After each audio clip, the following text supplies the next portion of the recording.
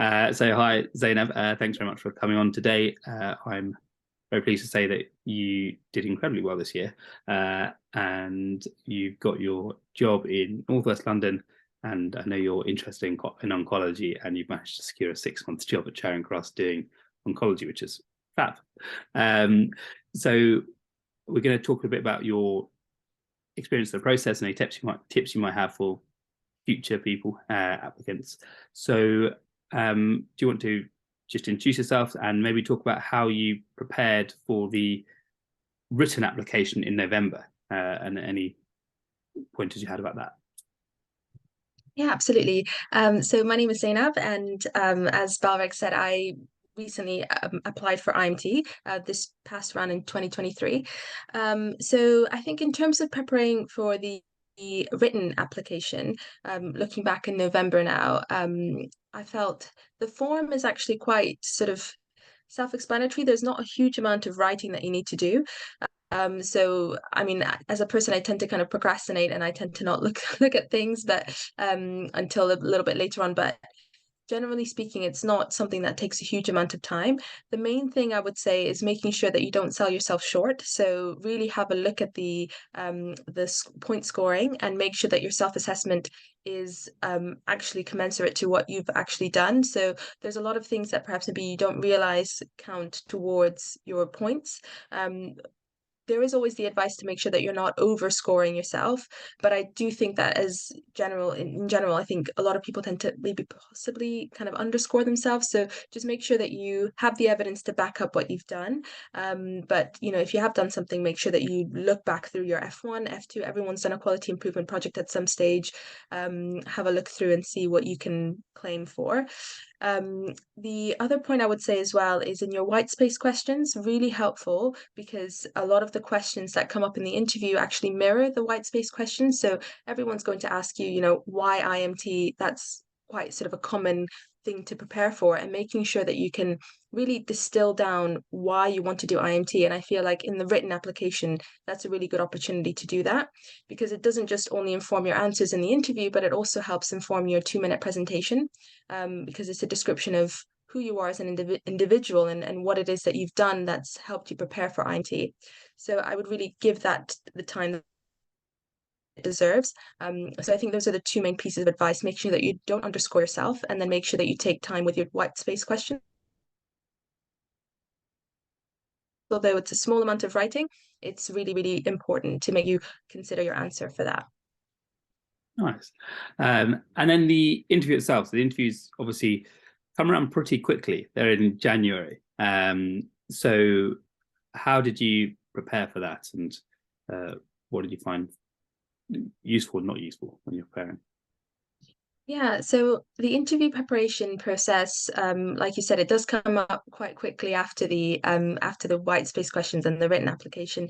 I think the main piece of advice, well, I mean, I found optimized interviews incredibly helpful in the lead up to my preparation. I think that you guys do a really good job at like distilling down exactly, what is useful advice really for the interview, and it's really targeted advice, which I think in other interview courses I've tended to find was kind of very generic advice and helpful advice but not targeted towards IMT and medical interviews.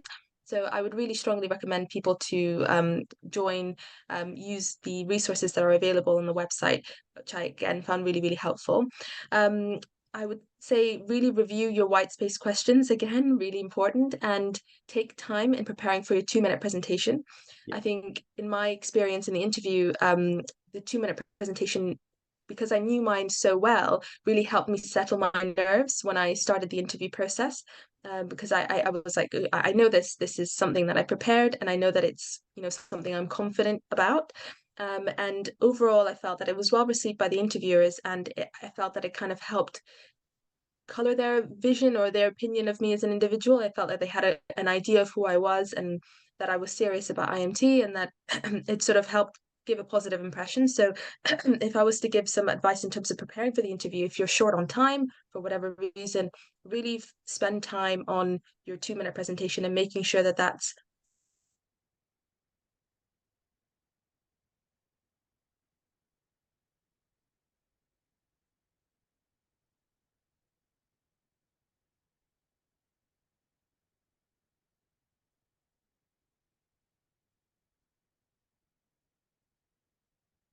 Hello, Zainab. Zainab.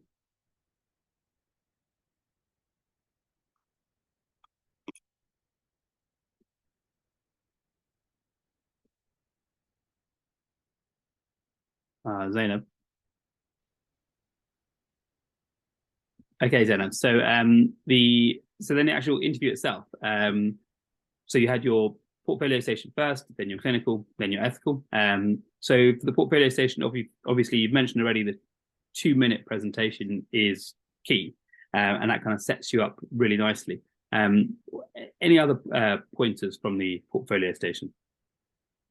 I think another key pointer for the portfolio station would be to really know your IMT curriculum. So know what you're applying for, know what to expect when you're an IMT, because they want to know that you are someone who's not only suitable for IMT, but actually shows a commitment to pursuing IMT.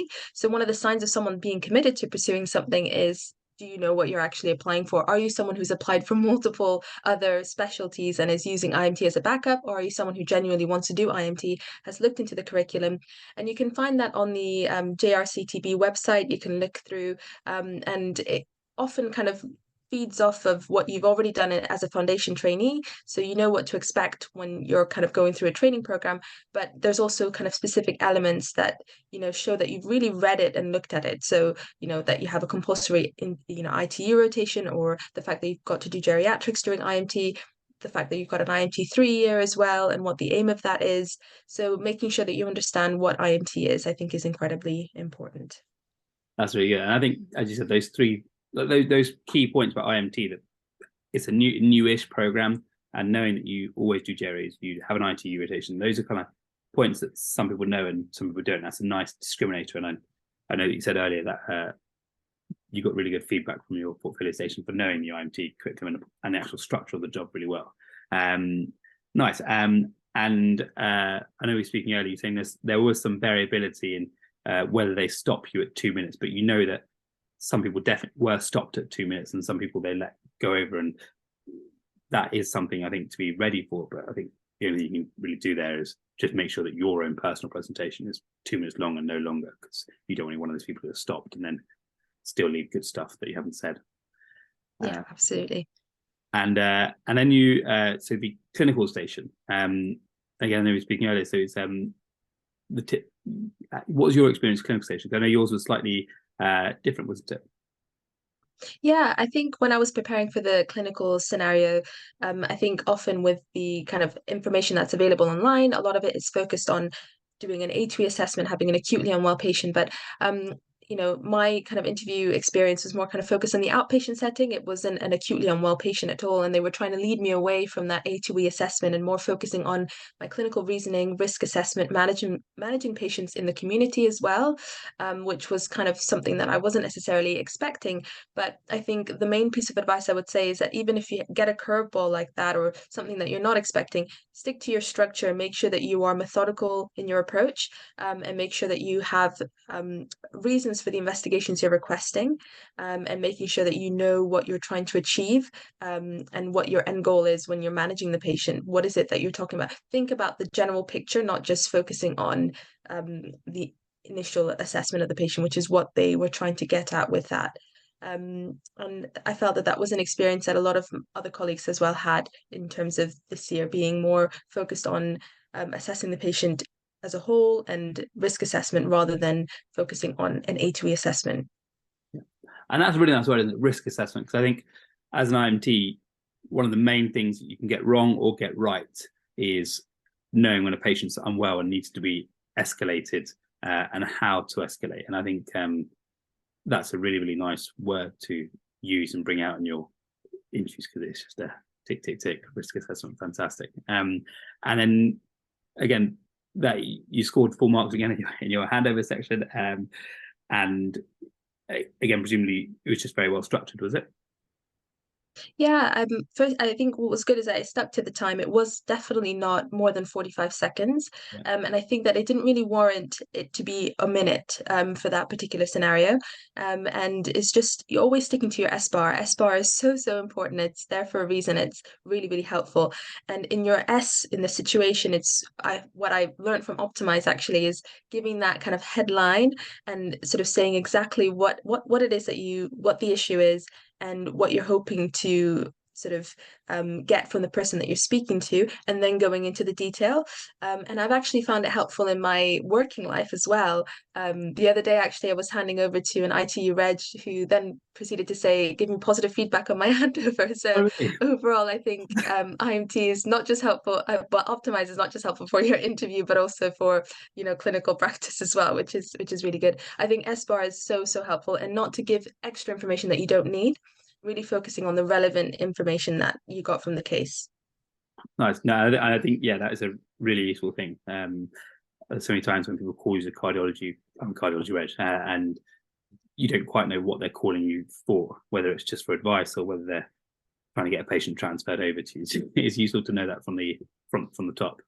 Great. And then finally, your ethical scenario. So what were the kind of main key themes for your ethical scenario? Which again, Yeah, well, my ethical scenario. Oh, yes, yeah. I think the main themes with the ethical scenario were more kind of focused on mistakes, which I think is something that you would normally expect to come up in ethical scenarios. It's something that I was prepared for. I think the main thing with it was more about mistakes being if they happen on multiple occasions, across various members of staff, asking and questioning whether this is actually a systems level issue, and it requires a systems level solution, and focusing on thinking about things like datex. That was quite well received by the interviewers, and then also thinking about how you can provide sustained change in the future. So whether you can do a quality improvement project or an audit, assessing whether or not there's an intervention you can do. So teaching, changing the drug charts or prescriptions, making sure that there's an alert or something relating to a specific medication, or if it's an issue regarding patients not being observed in a specific aspect, and just changing something that can provide lasting change and reduce the risk to patients. So not just focusing on the initial issue, but also thinking about sustained change was kind of what they wanted from the interview.